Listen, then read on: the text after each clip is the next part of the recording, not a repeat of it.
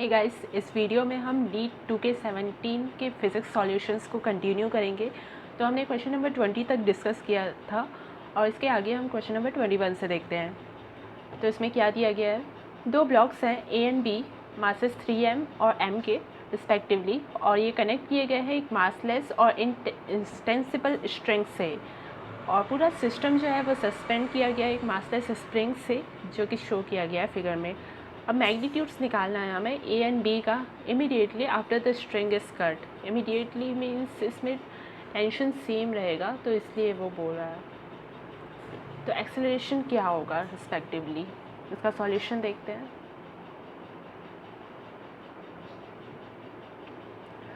तो ये chapter laws of motion से है और इसका फॉर्मूला आपको फार्मूला कॉपी फिज़िक्स 11th के पेज 14 में मिल जाएगा। फार्मूला कॉपी और नोट्स की लिंक डिस्क्रिप्शन में दी हुई है इस वीडियो के, और नोट्स में आपको फिज़िक्स 11th के पार्ट 1 में पेज 85 में इसका फॉर्मूला और इसके रिलेटेड क्वेश्चंस मिल जाएंगे।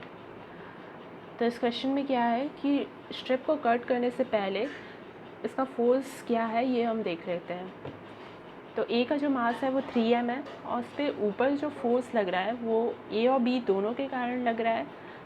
तो ग्रेविटी के कारण जो फोर्स लगेगा ए और बी में, उसका अपोजिट फोर्स टेंशन के इक्वल होगा। तो ऊपर उसमें 4mg फोर्स लगेगा, बिकॉज जो total force due to gravity on A and B आएगा वो 4mg आएगा डाउनवर्ड्स। तो वही जो टेंशन है वो इक्वल आएगा ऊपर में ए के ऊपर, और ए के नीचे जो टेंशन आएगा वो बी के कारण बस आएगा। तो बी और ए के बीच में जो टेंशन होगी वो mg के इक्वल होगी, जो बी के मास के अकॉर्डिंग होगा। तो T is equal to mg हो गया। अब यहाँ पे स्ट्रिप को कट करने के बाद देखते हैं, तो ए पे जो फोर्स है वो ऊपर में तो उतना ही रहेगा क्योंकि just after cutting the strip है, तो 4mg ही रहेगा, और डाउनवर्ड जो फोर्स है वो 3mg हो जाएगा बिकॉज अब बी नहीं है नीचे। और जो बी पे जो फोर्स है वो mg ही रहेगा उसके मास के कारण नीचे, और ऊपर उस पर कोई फोर्स नहीं रहेगा क्योंकि स्ट्रिप कट चुकी है। अब यहाँ पे एक्सेलरेशन हम निकालते हैं। तो एक्सेलरेशन क्या होता है, पुलिंग फोर्स अपॉन पुल्ड मास, जो फोर्स पुल कर रहा होता है अपॉन जो मास पुल होता है। सो देयरफॉर एक्सेलरेशन जो ए का आ जाएगा वो रिजल्टेंट फोर्स हम पहले निकालेंगे अपॉन मास कर देंगे। तो फोर्स रिजल्टेंट कैसे आएगा, 4mg माइनस 3mg। किस डायरेक्शन में फोर्स है वो तो ज़्यादा amount of force, I mean ज़्यादा मैग्नीट्यूड ऑफ फोर्स से हमें पता चलेगा कि किस डायरेक्शन में फोर्स जा रहा है। तो 4mg के डायरेक्शन में फोर्स जाएगा, यानी कि अपवर्ड जाएगा, और इसका जो मैग्नीट्यूड है वो इससे निकल जाएगा सब्ट्रैक्ट करके। तो 4mg माइनस 3mg ये हो गया resultant force, pulling force, upon 3m जो हो गया मास हो गया ए का। तो इसका एक्सेलरेशन सॉल्व करने पे आ गया g/3। अब बी का एक्सेलरेशन जो है वो mg अपॉन m हो जाएगा क्योंकि पुलिंग फोर्स g पे mg है और उसका मास m है, तो इसका एक्सेलरेशन हो गया g। तो ऐसा किस ऑप्शन में दिया हुआ है, g/3 ए का एक्सेलरेशन है और g बी का एक्सेलरेशन है, तो ऐसा ऑप्शन नंबर 1 में है। तो इसका आंसर ऑप्शन नंबर 1 हो गया। Next question number 22। इसमें एक थिन प्रिज्म है जिसका रिफ्रैक्टिव एंगल है 10 डिग्री और ये ग्लास का बना हुआ है। रिफ्रैक्टिव इंडेक्स इसका है 1.42, और ये प्रिज्म कंबाइन किया गया है दूसरे थिन प्रिज्म ऑफ ग्लास से जिसका रिफ्रैक्टिव इंडेक्स है 1.7। अब इस कॉम्बिनेशन में क्या हो रहा है, डिस्पर्सन प्रोड्यूस हो रहा है बिना डेविएशन के। तो रिफ्रैक्टिव एंगल हमें निकालना है सेकेंड प्रिज्म का, इसके लिए एक फॉर्मूला अप्लाई होगा। देखते हैं इसका सॉल्यूशन। ये चैप्टर रे ऑप्टिक्स से है और इसका फॉर्मूला आपको फॉर्मूला कॉपी फिज़िक्स 12th के पेज 37 पे मिल जाएगा, और इसके नोट्स मिल जाएंगे फिज़िक्स 12th के पार्ट 2 में पेज 68 पे। अब डिस्पर्शन विदाउट डेविएशन कंडीशन के लिए mu Y minus 1 into A is equal to mu Y dash minus 1 A dash होता है। अब यहाँ पे म्यू वाई है रिफ्रैक्टिव इंडेक्स फर्स्ट प्रिज्म का, ए है रिफ्रैक्टिव एंगल फर्स्ट प्रिज्म का, म्यू बाई डैश है रिफ्रैक्टिव इंडेक्स सेकेंड प्रिज्म का और ए है रिफ्रैक्टिव एंगल सेकेंड प्रिज्म का। तो इस क्वेश्चन में जो म्यू बाई दिया हुआ है फर्स्ट प्रिज्म का, जो रिफ्रैक्टिव इंडेक्स दिया गया है वो है 1.42 और रिफ्रैक्टिव एंगल फर्स्ट प्रिज्म का है 10 डिग्री और रिफ्रैक्टिव इंडेक्स सेकेंड प्रिज्म का 1.7 दिया गया है और रिफ्रैक्टिव एंगल सेकेंड प्रिज्म का हमें निकालना है। तो इस वैल्यूज़ को हम पुट कर देते हैं फॉर्मूला में। तो 1.42 माइनस 1 इंटू 10 इजिकल टू हो गया 1.7 माइनस 1 इंटू ए डैश। तो ए डैश आ गया 4.2 अपॉन 0.7 इजिकल टू 6 डिग्री। अब ऐसा किस ऑप्शन में, ऑप्शन नंबर 1 इसका आंसर हो गया 6 degree. Now question number 23, acceleration due to gravity एक height 1 kilometre above the earth is the same as at a depth d below the surface of earth, then d is equal to what, ये पूछ रहा है। तो acceleration due to gravity दिया हुआ है 1 kilometre height पे अर्थ के अबव और वो बोल रहा है कि वो इक्वल है उस एक्सेलरेशन के जो कि डेप्थ d पे है below the surface of earth. तो हमें इन दोनों को इक्वेट करके d की वैल्यू निकालनी है, depth.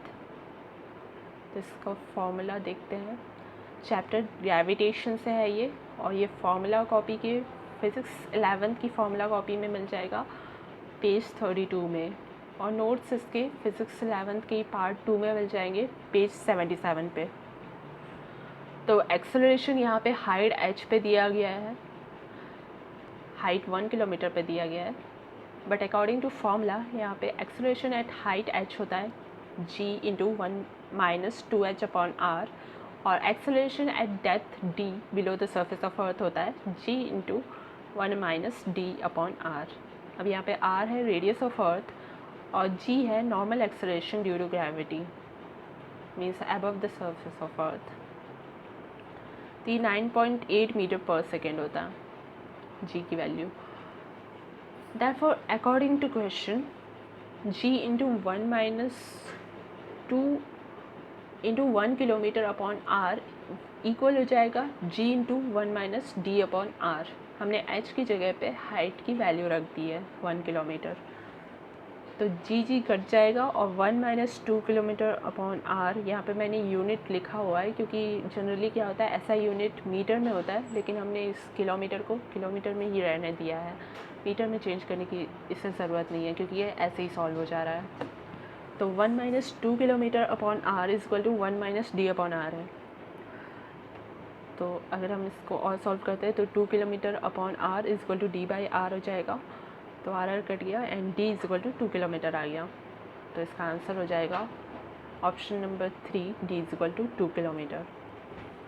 Next question, question number 24 है, ए पोटेंशियोमीटर एक एक्यूरेट और वर्सेटाइल डिवाइस होता है इलेक्ट्रिकल मेजरमेंट्स करने के लिए ईएमएफ का, और ऐसा क्यों होता है ये पूछ रहा है, क्यों, क्या मेथड इसमें इन्वॉल्व होता है जिसकी वजह से ये एक्यूरेट मेजरमेंट्स देता है। पोटेंशियल ग्रेडियंट्स इसके ऑप्शन है, condition of no current flow through the galvanometer, a combination of cells galvanometer and resistances और सेल्स। तो देखते हैं इसका सॉल्यूशन। वोल्टेज ऑफ सेल या बैटरी जो होता है ई माइनस आई आर होता है, ई यहाँ पे ईएमएफ है, आई करंट है और आर रेजिस्टेंस है। तो वोल्टेज का ये फॉर्मूला होता है।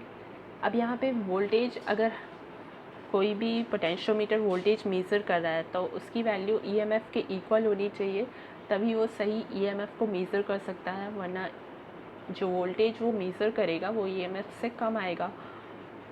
तो ज़ीरो डिफ्लेक्शन कंडीशन में जो पोटेंशियोमीटर होता है वो करंट ड्रॉ नहीं करता है। तो अगर करंट ड्रॉ नहीं किया तो आईआर की वैल्यू ज़ीरो हो गई, तो इसकी वजह से जो वोल्टेज ऑफ सेल या बैटरी है वो ईएमएफ के इक्वल आ जाता है।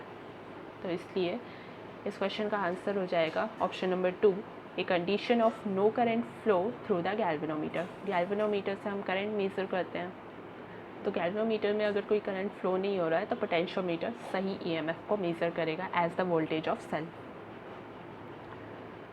अब नेक्स्ट क्वेश्चन देखते हैं, क्वेश्चन नंबर 25। इसमें एक स्फेरिकल ब्लैक बॉडी है जिसका रेडियस है 12 सेंटीमीटर और वो रेडिएट कर रही है 450 watt power at 500 kelvin, temperature 500 kelvin है।